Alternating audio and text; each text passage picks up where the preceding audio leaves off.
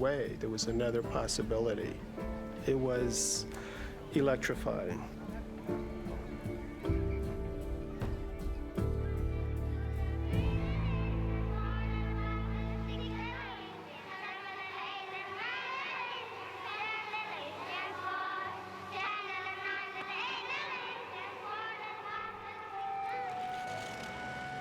There is one dark day in the lives of Indian children, the day when they are forcibly taken away from those who love and care for them, from those who speak their language.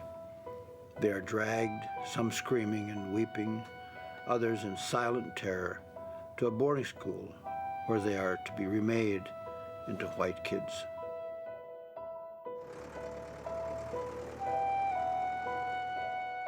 By the late 19th century, the Indian Wars were over.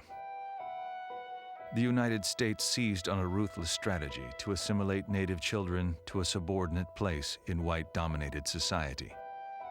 Government-run boarding schools. I was 5 years old.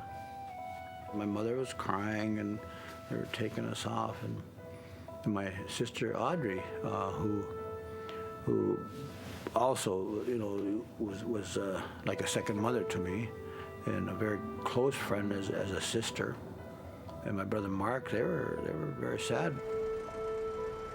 Within 2 hours or so after the buses filled up and we were down the road, this is the furthest I've ever been from my home in my life. And then, of course, it turns into evening and we arrive at this place. I ended up in a place where nothing made any sense at all. It wasn't home. It wasn't. I didn't know anything about school.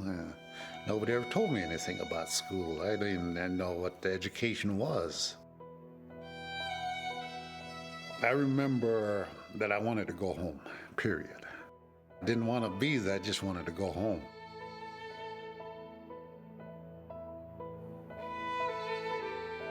And we all had to strip down naked, and then they put the DDT on us, they line us up, they're cutting our hair.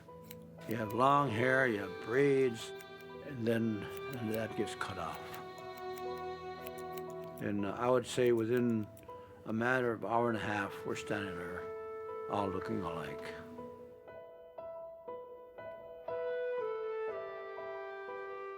Between the 1870s and the 1960s, over 100,000 Indian children were sent to one of the nearly 500 boarding schools scattered across the United States. Through the agencies of the government, they are being rapidly brought from their state of comparative savagery and barbarism to one of civilization.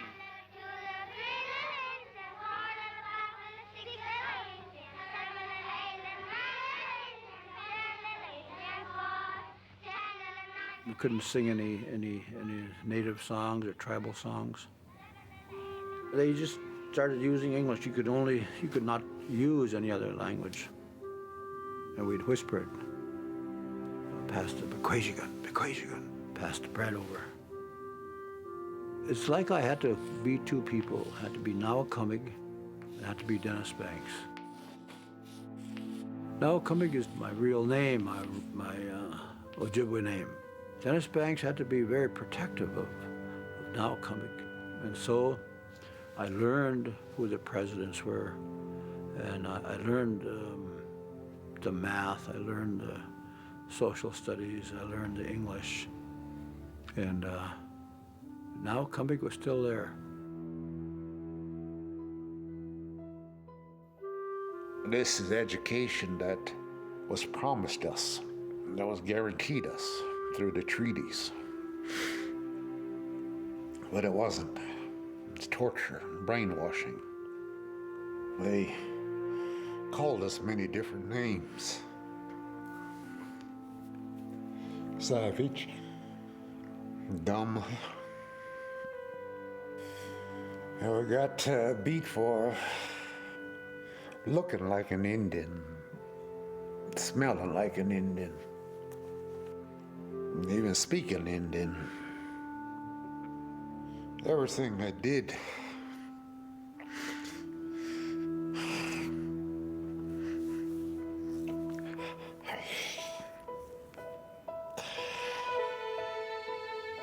their de-Indianization program, it failed. But the toll was devastating. It destroyed our family. It destroyed that relationship we had with our mother. I could never regain that friendship, loveship relationship that I had with my mother. It wasn't there anymore. And that's what, to this day, I keep thinking that, you know, damn this government, what it did to me and what it did to thousands of other children across this country.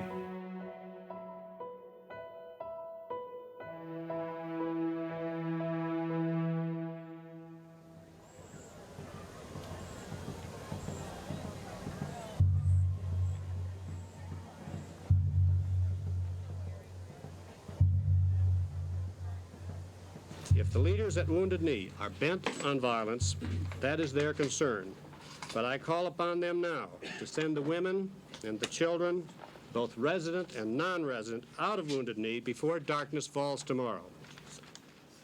The United States government sent an ultimatum to the people in Wounded Knee that if they didn't leave on a certain day, that they were coming in. They would remove us by force. We are going to reject any kind of conditions that pushes us out of the Wounded Knee area until all of the issues of the Oglala Sioux are met. I told Dennis, just burn it. And at that time, we all started making preparations for making that last stand. We smudged everybody as they came up and painted them. When you go off to war, if you get killed in battle, then the paint will signify that you went there with the blessings of the pipe, and that you will go to the spirit world with great honor.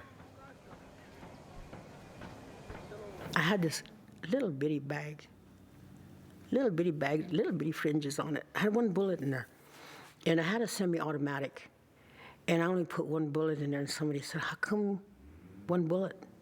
I said, I'm gonna wait, because if I'm going, I'm gonna take somebody with me.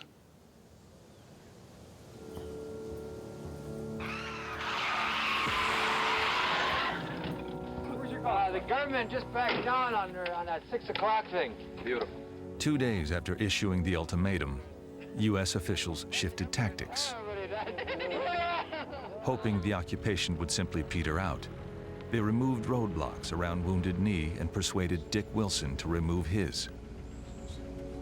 Federal officials would keep the inflammatory tribal chairman on the sidelines for the rest of the occupation.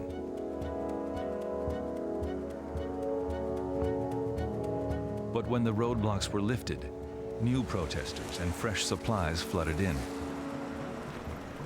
On March 11th, revitalized occupation leaders made a startling announcement. The leadership of the Oglala Sioux here present in Wounded Knee have declared Wounded Knee an independent country.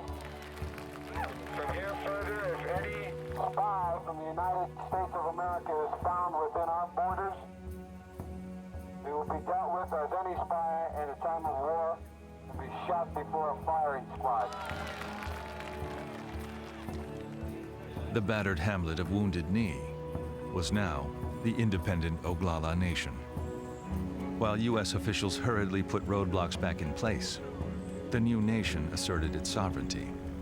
A delegation led by Chief Foolscrow traveled to the United Nations to put the Oglala's case before the world. They arrived almost an hour late. They said taxi cab drivers just wouldn't stop to pick them up. Wearing a medal given to the tribe by the United States government after the signing of the Treaty of 1868, 78-year-old Chief Foolscrow, through an interpreter, explained why the group came to New York. It is our last effort in this trouble. I think we have exhausted all other means of a settlement of the trouble we have at Wounded Knee. The delegation failed to get official recognition at the UN and returned to Wounded Knee.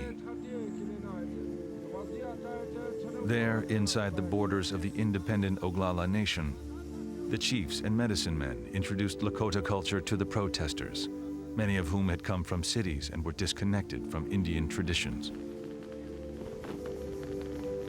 One of the first things that we did when we got into Wounded Knee is we built a purification lodge, an EP, a sweat lodge. And everybody was required to go in there and purify themselves and to pray and ask the Creator for help. Everything that we did was preceded by prayer and gathering, smoking of the sacred pipe and tobacco offerings, everything.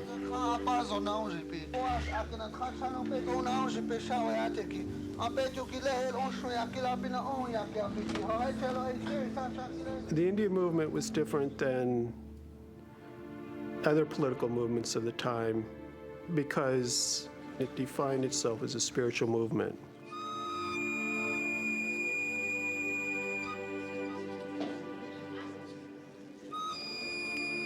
Their trajectory, in a way, mirrors what a lot of the Indian world was about, which was trying to connect with traditional knowledge, culture, religion.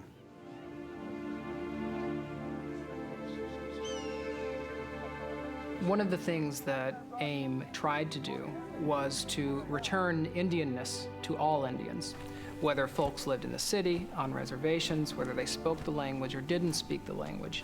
If you were Indian, you could return to the tribe.